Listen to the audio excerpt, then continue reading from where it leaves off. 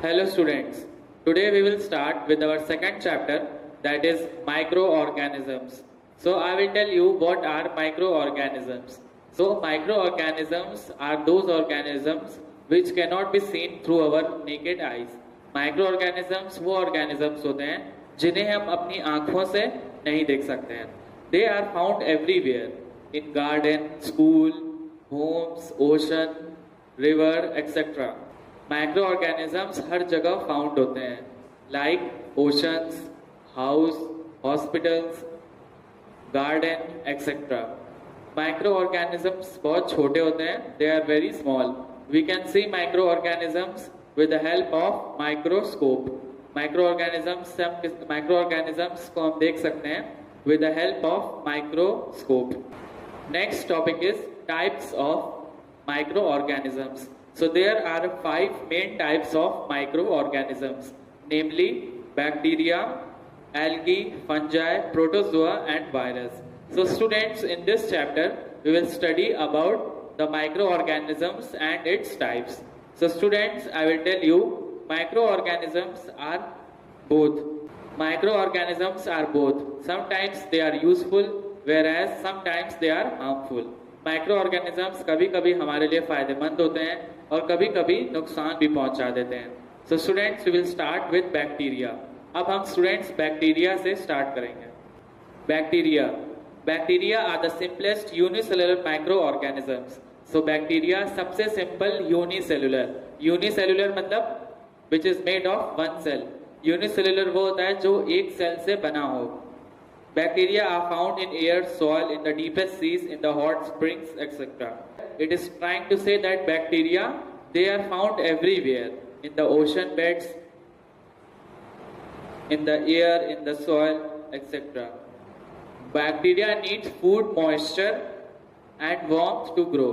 So bacteria क्या चाहिए होता है उसको जीने के लिए? Food चाहिए होता है, moisture चाहिए होता है. अगर उसको food और moisture मिल जाता है तो वो आराम से जीवित रह सकता है. We can take the example of rainy season. हम बरसात के मौसम का एग्जाम्पल देख सकते हैं. इस टाइम में बैक्टीरिया बढ़ जाते हैं. Characteristics of bacteria. बैक्टीरिया के कैरेक्टरिस्टिक्स क्या होते हैं? So the outer surface of bacterial cell is called capsule. Bacteria के जो आउटर सरफेस होता है, बाहरी सतह, उसको हम कहते हैं capsule. A rigid boundary around the cell is formed by the cell wall. तो कैप्सूल के बाद जो है वो सेल वॉल होता है. कैप्सूल होगा, उसके बाद एक टाइट बाउंड्री बना दी जाती है, उसको हम कहते हैं cell wall. The cytoplasm is enclosed within a cytoplasmic membrane and contains ribosomes and nucleoids. तो सेल वॉल के बाद स्टूडेंट्स आपका आता है साइटोप्लाज्मिक मेम्ब्रेन. ठीक है, साइटोप्लाज्मिक मेम्ब्रेन, और उसके अंदर होता है राइबोसोम्स और nucleoid. Cytoplasmic membrane contains nuclei and ribosomes. Next topic is students types of bacteria. So basically there are 3 types of bacteria. The first is spherical, second is rod shaped and the third is spiral. So by looking at the figure we can identify the types of bacteria. हम figure को देख के समझ सकते हैं कि bacteria कैसे दिखते हैं. Some other types of bacteria called photosynthesis. They contain pigments called bacteriochlorophyll that enable them to make food. So students, here it is saying that some bacteria are capable enough to make their own food. कुछ bacteria अपने आप ही अपना भोजन बना लेते हैं. कैसे? With the help of photosynthesis. Okay, these bacteria are also called autotroph. इसको इन बैक्टीरियाज को हम autotroph भी कहते हैं. Whereas there are certain bacteria which are not able to make their own food. कुछ बैक्टीरिया ऐसे भी होते हैं जो अपना भोजन नहीं बना पाते हैं, उन्हें हम कहते हैं हेट्रोट्रॉफ. तो वो अपना भोजन कैसे वो लोग लेते हैं? So students, they feed on inorganic matter. वो जिस इनऑर्गेनिक मैटर पे पैदा होते हैं उन्हीं से वो एनर्जी और फूड ले लेते हैं. ठीक है.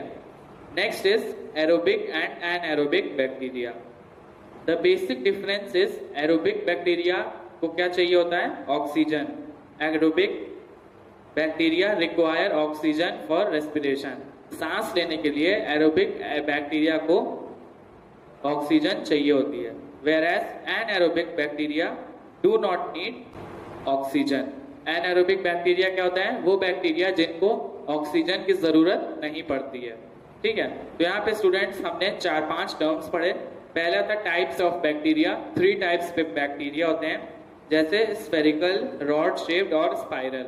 उसके बाद हमने पढ़ा कि कुछ बैक्टीरिया को क्लोरोफिल चाहिए होता है और कुछ बैक्टीरिया को क्लोरोफिल नहीं चाहिए होता है फॉर मेकिंग देयर फूड। फिर उसके बाद aerobic and anaerobic bacteria.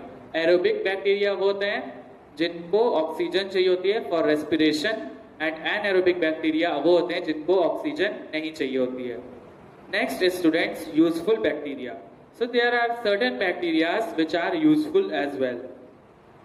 Certain types of soil bacteria such as Rhizobium bacteria and the blue-green algae called nostric enrich soil by fixing nitrogen from the atmosphere in the cells. तो कुछ bacteria बहुत फायदेमंद होते हैं, जैसे rhizobium bacteria है। ये क्या करता है स्टूडेंट्स कि जब एनिमल या प्लांट मर जाता है उसके बाद धीरे धीरे वो डीके होने लगता है, तब ये बैक्टीरिया उस पर अटैक करके उसको डीके करके नाइट्रोजन रिलीज कर देता है। ठीक है, some bacteria like bacillus produce poison that kill certain harmful insects.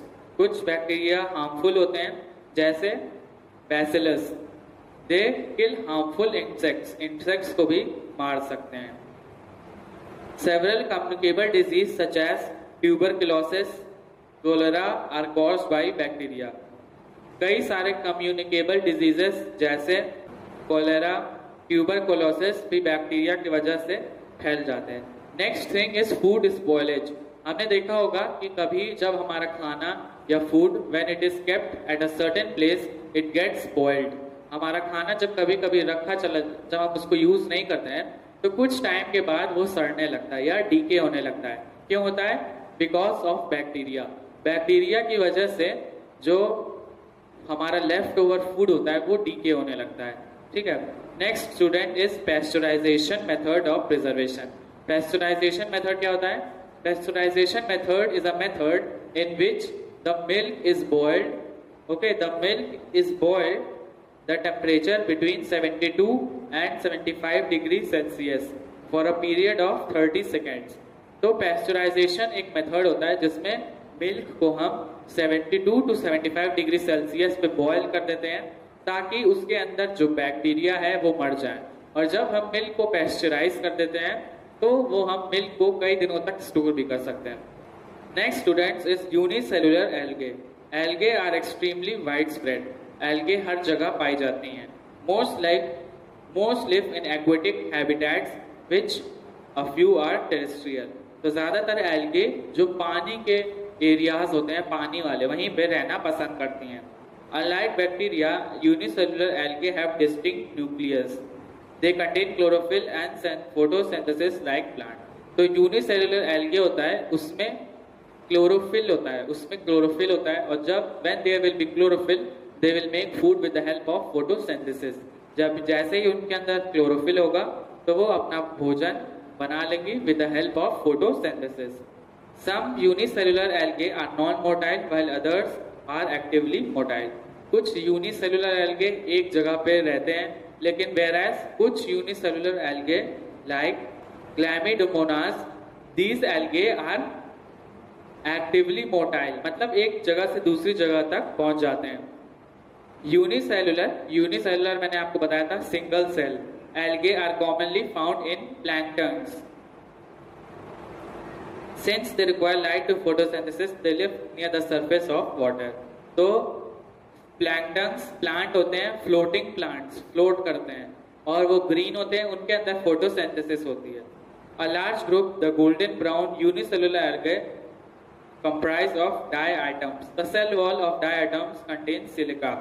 Another group of algae of great biological importance are dinoflagellates. These live as marine planktons in enormous number.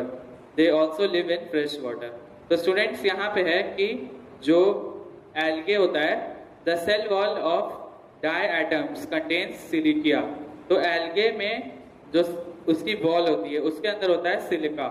Another important algae of great biological importance are dinoflagellates. तो डायनोफ्लैजेलेट्स भी एक तरह का algae है और बहुत important है। Microscopic algae make and add huge amount of oxygen into the atmosphere every day. तो माइक्रोस्कोपिक एल्गे होता है वो क्या करता है, वो ऑक्सीजन को ऐड कर देता है in the atmosphere. Some algae such as seaweeds are multicellular and form very large colonies. कुछ algae यूनिसेलुलर होते हैं और कुछ मल्टीसेलुलर।